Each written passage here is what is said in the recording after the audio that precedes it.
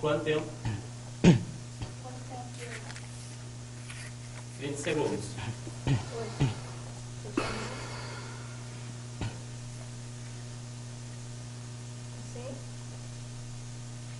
Vamos lá.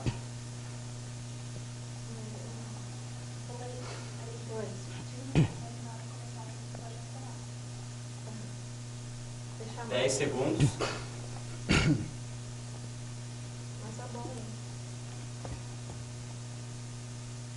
5 segundos. 4, 3, 2, 1. Olá, muito boa noite para você que nos acompanha. Começa agora o programa Jogo Aberto. Nesta noite, eu e meu amigo Francisco Assis vamos levar a você as notícias e os comentários mais quentes do esporte. É isso aí, Leonardo. Lembrando que você também pode acompanhar o programa pela internet, no site Cultura AM 1460, ou é lógico pelas ondas da Rádio Cultura AM 1460. É isso aí, no programa de hoje vamos falar de Campeonato Brasileiro. Em sua 24ª rodada está pegando fogo Brasileirão. Também as eliminatórias para a Copa do Mundo. Temos a Argentina em situação complicada e não podemos deixar de falar da Fórmula 1 e o Rubinho Barrichello, o piloto brasileiro que está concorrendo ali ao melhor piloto da temporada. É isso aí, Leonardo, mas vamos começar pelo Brasileirão, 24ª rodada nesse último final de semana e que agora, nessa quarta-feira, se encerra com o Corinthians em Curitiba. É isso aí, começando pelo Brasileirão e alguns destaques da última rodada, 24ª rodada, tivemos o São Paulo, que é considerado o Jason, o bicho-papão de todos os brasileirões, está chegando já nessa edição, venceu o Avaí dentro de casa e já fica ali na terceira colocação com 43 pontos. O grande destaque, então, dessa rodada foi o São Paulo, que também foi favorecido pela derrota do Inter, que a gente também pode comentar, a derrota do Inter e também a derrota do Palmeiras. O Palmeiras que acabou fazendo um bom jogo, mas foi derrotado pelo Vitória no Barradão. É isso aí, Leonardo. O São Paulo, na verdade, ele fez o trabalho de casa, né? A equipe conseguiu mostrar um bom futebol dentro do Morumbi. O Morumbi que recebeu um bom público, perto de 30 mil pessoas. O primeiro tempo não foi lá o que o torcedor esperava, mas na segunda etapa o Ricardo Gomes conseguiu mexer mais uma vez e as alterações dele deram certo, né? O São Paulo conseguiu um gol logo de cara no início do segundo tempo com o Dagoberto. Dagoberto que vem passando por uma ótima fase, lembrando, ou melhor dizendo, nem lembrando, né, aquele Dagoberto nos tempos de Muricy Ramalho. E já no final da segunda etapa, o Hugo, que foi uma dessas alterações do Ricardo Gomes, ele entrou e assim como aconteceu com o Cruzeiro no Mineirão na 23ª rodada, o Hugo entrou e fez o segundo gol do São Paulo. São Paulo que cresce no momento certo, mais uma vez, esse período Jason, eu acho que veio a calhar muito bem, o time que todos acreditavam estar morto, ele veio e cresceu na hora certa, no momento decisivo desse campeonato. Em uma rodada que os adversários não foram muito bem, né?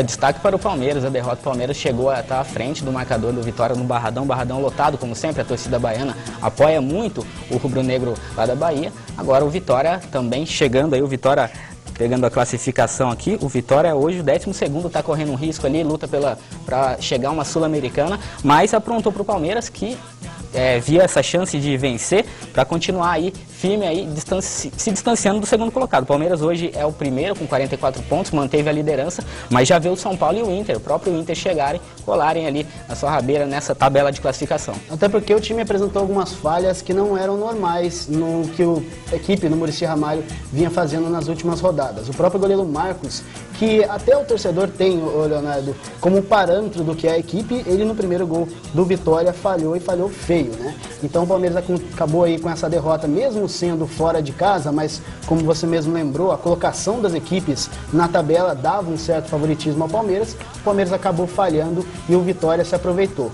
Quanto à situação do Vitória, é claro que o Vitória está pensando na Sul-Americana, mas são apenas 11 pontos da zona de rebaixamento, o que não deixa em nada a situação do rubro-negro baiano fácil, né? É um campeonato brasileiro que por pontos corridos, alguns ainda torcem o nariz para esse sistema de disputa, mas, Leonardo, em todos os momentos, em todos os pontos da classificação, você vê que tem uma equipe brigando por algo. O Vitória ainda não sabe se vai chegar nas últimas rodadas brigando para fugir de um rebaixamento ou se, na verdade, vai estar, quem sabe, lutando aí por uma classificação sul-americana. É isso aí, fechando também as partidas da 24ª rodada, hoje, às 9h50, temos Coritiba e Corinthians, partida no Couto Pereira, em Coritiba, e o Corinthians aí que já está garantido na Libertadores, precisa precisa então de uma vitória para manter aquele sonho ali da torcida. O Mano chegou a jogar a toalha, o torcedor não gostou, mas aí o torcedor quer o Corinthians vencendo, mesmo fora de casa, porque ainda tem aquele sonho da tríplice coroa, que é o torcedor corintiano fanático, que é a tríplice coroa. Você acha que tem chance? Eu acho que o Corinthians,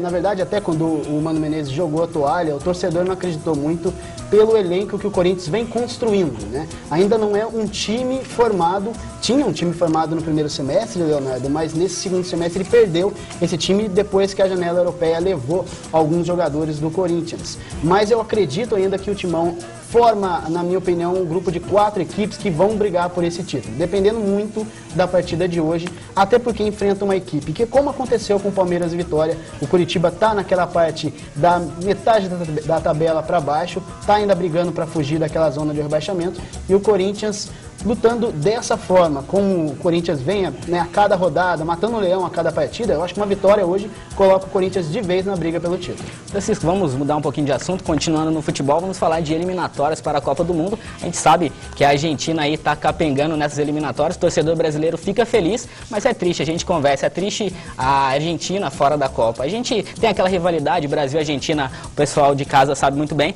mas é triste ver uma Argentina com o tamanho da sua história ficar fora da Copa do Mundo. Na última rodada, a Argentina acabou sendo derrotada 1-0 aí para o Paraguai, no grande clássico da rodada, tirando o Brasil, a vitória do Brasil sobre o Chile, o Brasil vencendo por 3-1, por 4-2, desculpa, 4-2 Brasil sobre o Chile. Agora a Argentina, restando 2 partidas desse final das eliminatórias, precisa se garantir. Você imagina uma Copa do Mundo sem a Argentina? Eu acredito que a Argentina, o torcedor está sempre secando a Argentina, né?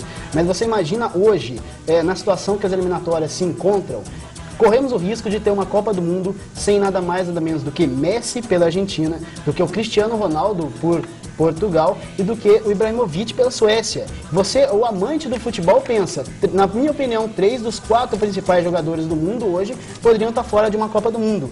E se olhando por nesse ponto, eu acredito, eu torço por Argentina na Copa. Na Copa do Mundo, lá na África do Sul, é outra coisa. Aí o torcedor vai secar mesmo, que caia antes, como tem acontecido. Mas a Argentina fora da Copa, quem perde é o torcedor. Não só da Argentina, mas aquele torcedor que gosta do futebol bem jogado.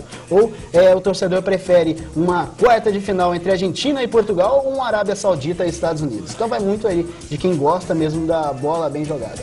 Muito bem, dá uma passada então aqui pela próxima rodada, 17ª rodada dessas eliminatórias, no sábado, dia 10, a Venezuela recebe o Paraguai, a Colômbia enfrenta o Chile, Bolívia e Brasil fazem o clássico então dessa rodada. O Brasil já classificado, Bolívia sem chances então de ir à Copa do Mundo, e a Argentina no jogo dos desesperados, enfrentando o Peru em casa, precisa da vitória, e fechando Equador e Uruguai. Essa é a 17ª rodada das eliminatórias para a Copa do Mundo. Falar um pouquinho de Fórmula 1 agora, a nossa velocidade, o Rubinho Barrichello, a gente está muito feliz, porque já foi criticado, muito criticado na sua carreira. O Rubinho Barrichello agora está em uma ascensão. No finalzinho da carreira está conseguindo chegar, está conseguindo fazer o melhor de si e garantiu os pontos necessários na última prova e chega firme aí como favorito ao título. Muitos apontam que o Rubinho Barrichello está passando hoje pelo melhor momento da carreira. Ele que apareceu como um garoto no início da década de 90, ele passou por aquela turbulência que foi a morte do Ayrton Senna, e a partir daí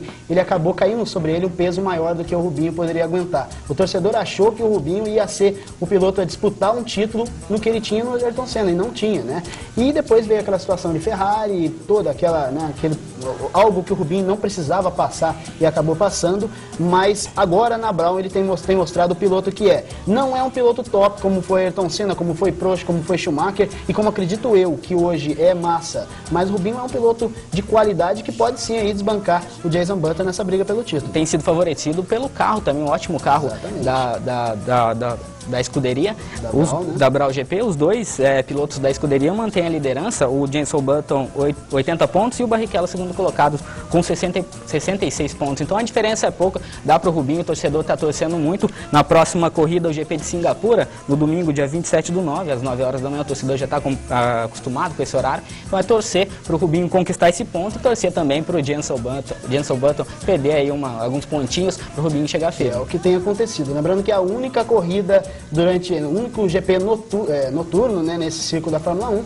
Vamos esperar aí que o Rubens Barrichello consiga mais uma vez pontuar E a questão de vitória não é muito hoje o que se pensa Rubinho Barrichello. O negócio dele é contra o próprio Button. E o Button não passa por um bom momento, ao contrário do Rubens Barrichello, que teve essa crescente muito boa. Quanto ao momento na equipe, a grande diferença é que o Rubens Barrichello é um piloto que acerta carros. O Jason Button, apesar da idade, ainda não conseguiu fazer. Ele não conseguiu atingir o índice de qualidade de um piloto fora do GP. Porque dentro do GP o piloto é um. No momento de acertar o carro, no momento de preparar a equipe para a corrida é outro.